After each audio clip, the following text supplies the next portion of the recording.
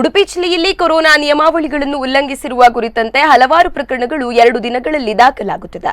COVID-19 ಸೋಂಕು ಹರಡುವುದನ್ನು ತಡೆಗಟ್ಟುವ ನಿಟ್ಟಿನಲ್ಲಿ ಸರ್ಕಾರವು ಕೊರೋನಾ ಸೋಂಕನ್ನು ತಡೆಯುವ ಬಗ್ಗೆ ಹೊರಡಿಸಿರುವ ಮಾರ್ಗಸೂಚಿಗಳ ಬಗ್ಗೆ ತಿಳುವಳಿಕೆ ಇದ್ದರೂ ಕೂಡ ಅನಾವಶ್ಯಕವಾಗಿ ಸಾರ್ವಜನಿಕ ಸ್ಥಳದಲ್ಲಿ ಸಂಚರಿಸಿಕೊಂಡು ನಿಯಮಗಳನ್ನು ಉಲ್ಲಂಘಿಸಿದ ಹಲವು ಪ್ರಕರಣಗಳು ಉಡುಪಿ ಜಿಲ್ಲೆಯಲ್ಲಿ ವರದಿಯಾಗಿದ್ದು, ಕಾಲಂ 266 ಐಪಿಸಿಯಂತ ಪ್ರಕರಣ ದಾಖಲಾಗಿದೆ. ಕುಂದಾಪುರ ಪೊಲೀಸ್ ಠಾಣಾ ವ್ಯಾಪ್ತಿಯಲ್ಲಿ ಹೆಚ್ಚು ಪ್ರಕರಣಗಳು ದಾಖಲಾಗಿವೆ. ಕುಂದಾಪುರ ಗ್ರಾಮಾಂತರ ಠಾಣೆ, ಗಂಗೊಳ್ಳಿ, ಶಂಕರನಾರಾಯಣ ಠಾಣೆಗಳಲ್ಲಿಯೂ ಸಾಕಷ್ಟು ಸಂಖ್ಯೆಯಲ್ಲಿ ಪ್ರಕರಣಗಳು ದಾಖಲಾಗಿವೆ.